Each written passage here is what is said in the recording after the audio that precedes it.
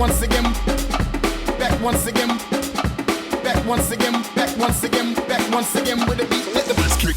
Welcome to the Wisdom in All Things podcast. It's a rather quick dose of insight where we expose, explore, and execute on a topic that has got to do with your mind, body, and soul. It's just good all-around training. Today's topic, how easily are you deceived? Constance Derricks, she's an advisor to boards and senior executives on high-stakes decisions and those that are in crisis. She says this: human beings have a tremendous capacity for rationalization. The very thing that should have caused questions became comforting instead. But a lie is a lie. So how easily are you deceived? I'm the tech guy in our home, and of course I'm using the word tech somewhat broadly, like I'm not a real tech guy, but I play one on TV. Every once in a while, I get the question, should I click on that link? To which I lunge forward screaming in slow motion, no! I have to admit the Nigerian prince has become quite the convincing emailer. In fact, according to CNBC, that email scam was clearing $700,000 a year as of 2019. So you can see it, it's pretty much working out for him. Well, we know not to click on the obvious. There are emails now that occasionally even challenge my savvy tech experience. As a great maxim as, if it's too good to be true, it probably isn't, is, we are sometimes too easily fooled, though it isn't entirely our fault. A Psychology Today article on deception points out that studies show the average person lies several times a day. More often, deploy to avoid uncomfortable situations or spare someone's feelings, which is nice, but you're still lying. So while it may be done out of some sense of concern for another person, that's quite a bit of deceiving every day. At that frequency of repetition, we're not only going to naturally get better at it, we'll become increasingly more difficult to detect it. Besides the fact that it seems we're all a bunch of liars, how do we know if we're being deceived? Not that I'm in any way proposing you start gambling, but it is interesting to note that with regular play, you can begin to spot a person's tell. Something about how they react or don't while they play cards that can reveal what they're thinking or intending to do. Constance again says, many experts propose that liars reveal themselves in tells, major and minor changes in body language or facial expressions, but observable signs of lying can be unreliable. Researchers do find that some people lie more than others. Studies show that children under 2 never lie, and that lying peaks in adolescence when social relationships take on the heightened importance. So the moral of the story is that you can always trust a 2-year-old, never trust a teenager. And for the rest of mankind, you don't want to put too much credence on what it means if they blink or scratch an itch or whether or not they're just fixing their hair.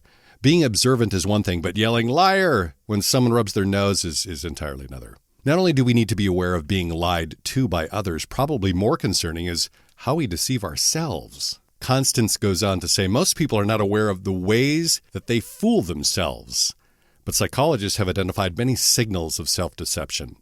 Outsized emotional reactions to present situations is one. Behavior that is just out of step with who they claim to be is another. Indicate that we believe things about ourselves that are false or fail to believe things that are true. What Constance is describing is part of the reality that our minds are a battlefield. I'd written about this also at wisdominallthings.com if you want to look that up. Making it necessary that we stay alert and remain on guard, but primarily because of who is behind all this lying and deceiving. This is really important. We're getting it from the inside, we're getting it from the outside, and when we trace it back to its source, it leads us directly to Satan, who is the father of lies. Devil is a Liar is a song by Colton Dixon, and one of the first lyrics is, the devil is a liar, says he can give you everything that you desire, everything you want, but you'd be playing with fire. Satan is a pro at reflecting the light, at deep deception and manipulation. We need to pay particular attention to this because of the severity of the consequences. Satan's single aim is to utterly destroy you by any means he is allowed.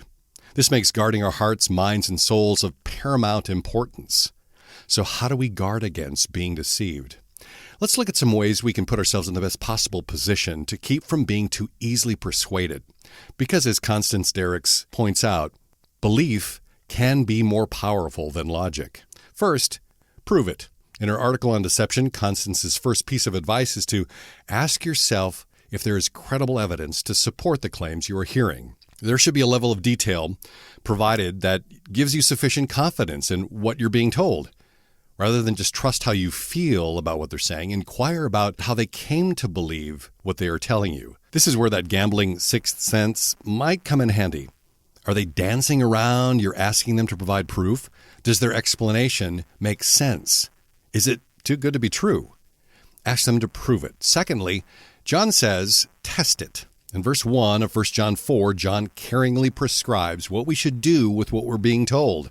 He says, "Beloved, do not believe every spirit, but test the spirits to see whether they are not from God." We need to hold up what we're being told to what God has made clear about what we're to think about what is being said and or how we're to respond to it. Third, consider the source.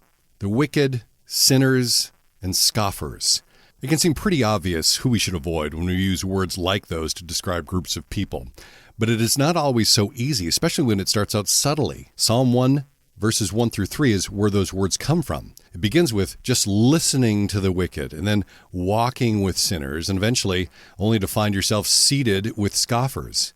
When we are told something that we find suspicious, we need to also consider the source. Where's the information coming from? It also begs the question as to who and what we surround ourselves with. Examine both what is being said and what motivation may be behind it. Fourth, the call is coming from inside the house. Back when I watched scary movies, that one line produced chills. You're home alone, get a prank call that scares you to death, only to be told that the call is being made from inside your house. But that is what we need to face. Deception can come from within.